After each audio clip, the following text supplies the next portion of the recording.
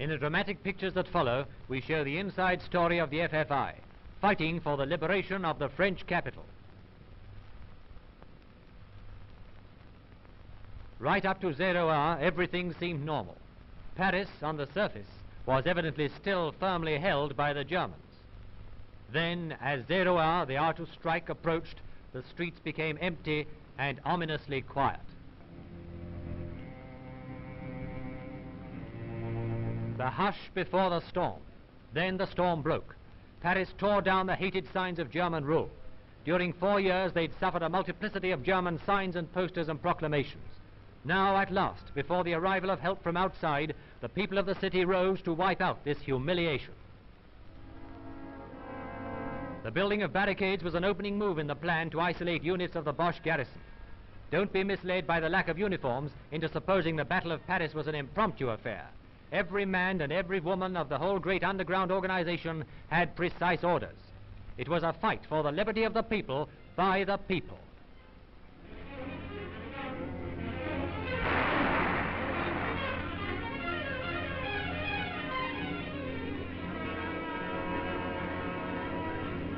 The Hotel de Ville was used as headquarters.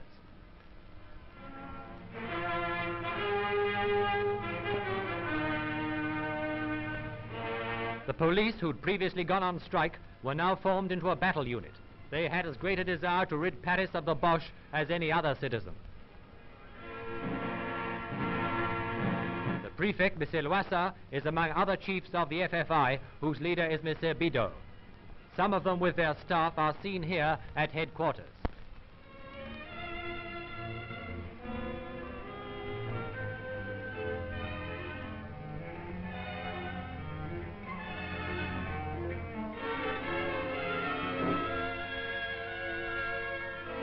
The underground army of Paris, after years of patient training and planning, had gone into action. The Nazis were in action too. They had tanks and all the rest of it, and they fought back, as we shall see.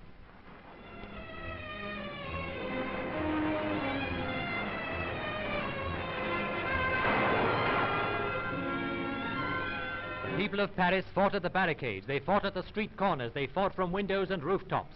They fought for Paris.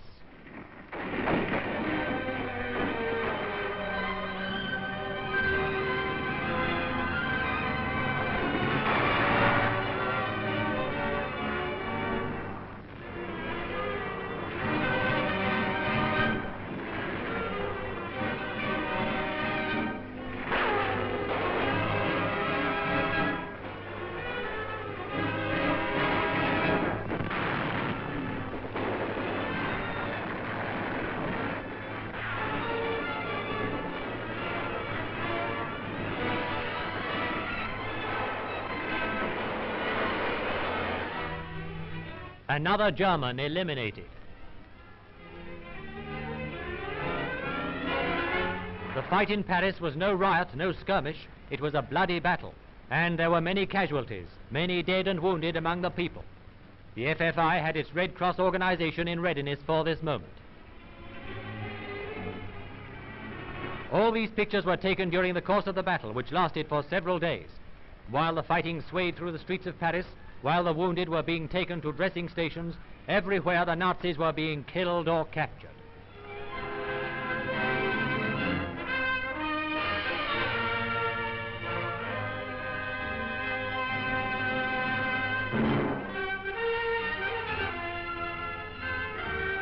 The fate of Paris lay in the balance. Then came the Allied armored spearhead, driving across the River Seine northwest and southeast of the capital. They arrived to lend timely aid to the hard-pressed Parisians, grimly fighting from their barricades and rooftops.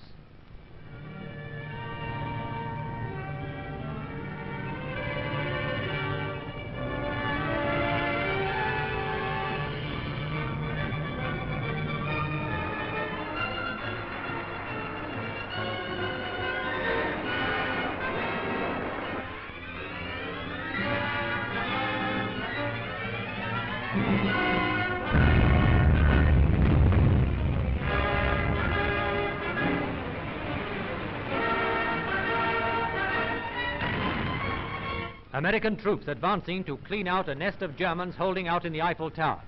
After a brief skirmish, they surrendered.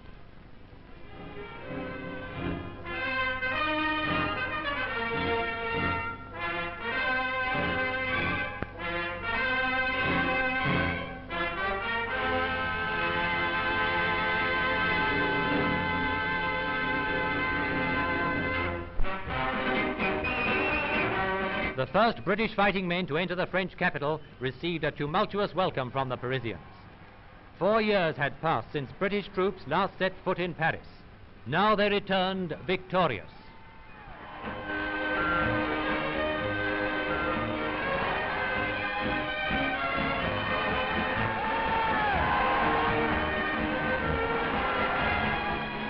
For Parisians, the culmination of these happy days was the entry into the city of General de Gaulle.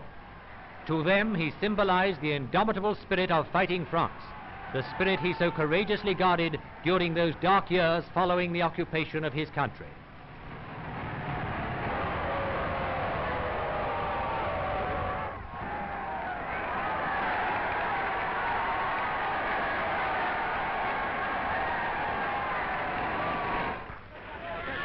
Approaching Notre Dame, the enemy made a last desperate move.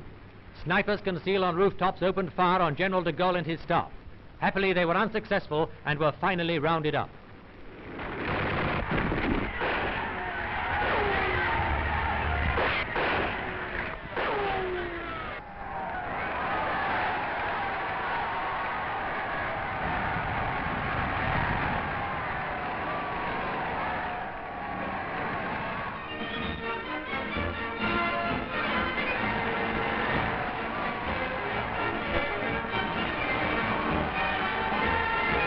The Allied soldiers who took part in the freeing of Paris participated in the rebirth of the sovereignty of free man.